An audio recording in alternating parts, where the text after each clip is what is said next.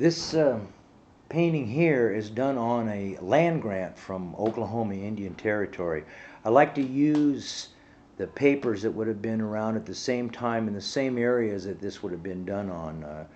Montana, Wyoming, the Dakotas, Oklahoma, Texas. I like the land grants because they always say, "To all shall come greeting." Yeah, thanks a lot. This is a Cheyenne warrior. I don't have to look in books, and I was a traditional dancer for years, so I know who wore what at what particular time, what regalia they had. And his name is Captures the White Man's Flag. And a lot of times people say, well, I want a painting about hunting or battle. They weren't about that. They were about freedom, and they were about bravery, or they were about repression. They were about being put in the reservation system or in prison. A lot of this art form was done when we were incarcerated in Fort Marion or Leavenworth. The action, this is a very traditional way of painting action in ledger art by putting these little hoof prints. And a lot of the paintings came off the side of the picture. There wasn't it wasn't contained. It was almost like a movie. Ledger art is always kind of free flowing.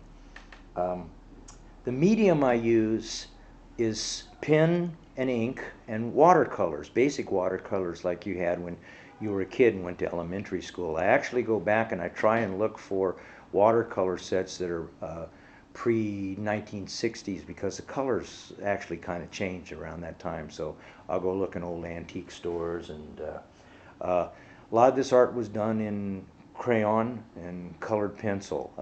Some of it is very basic. It's like stick figures, and some of it is more detailed and realistic than what I do, depending on which tribe did the artwork and which artist did it. The most well-known of ledger artists were the Kiowas. The Kiowas were, I think, the most prolific and probably the most realistic at doing the ledger art. Some of the Cheyenne and Sioux ledger art that I see is almost like stick figures. This piece is a really interesting piece. This is a muster roll, which is when you got out of the service that they would write this all down on this particular document. And it's 1865. It's the 81st Regiment of the Pennsylvania Cavalry. And as you can see, all these guys are coming back from a raid, and they've all got, I call this the prize. They've all got a piece of everything that they've captured. This guy's got a saber and a soldier's hat and a flag and a bugle and some saddles and regalia. I use the flag a lot, and people ask me what was the magic of Native American people in the American flag. Well, we knew symbols of power. And we knew that if this was a symbol of power to the cavalry, then if we would capture it, it would be a symbol of power to us. I use a lot of this mark, the coup mark. It's very important in my work, and that means that you would go up to an enemy and you would strike them. You would count coup on them, which means that I am so unafraid of you and that I can come up and I can just hit you and let you live. And I've used that symbol. It means to me to face any enemy that you have in life now, an illness, mental, physical, anything, that I will face it with strength and respect.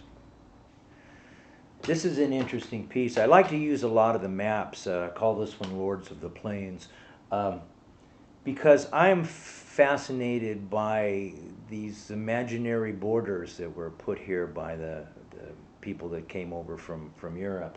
You know, we had none of these borders. We went into Canada, we went into Mexico. This particular map is around the dates that I like to use because the Dakotas are all one territory before they were split up, and you have Oklahoma Indian Territory.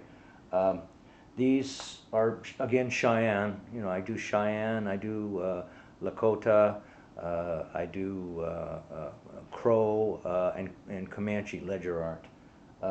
His name is Crazy Wolf, and this is Medicine Lodge or Medicine Teepee. And again, they're speaking, they're talking to the enemy. They're saying, I am not afraid of you, I'm coming to get you.